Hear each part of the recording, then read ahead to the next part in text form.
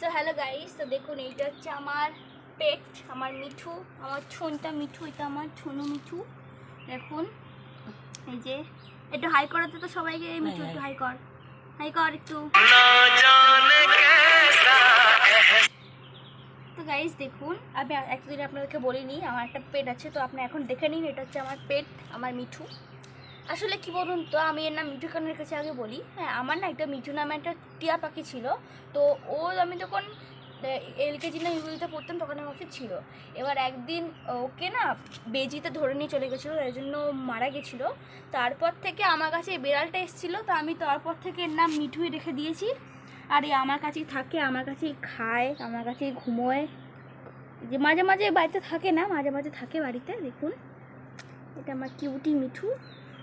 আর আমাদের বাড়িতে না অনেকবার বাচ্চা দিয়েছে, অনেকবার, কিন্তু সব বাচ্চাগুলো মরে গেছে।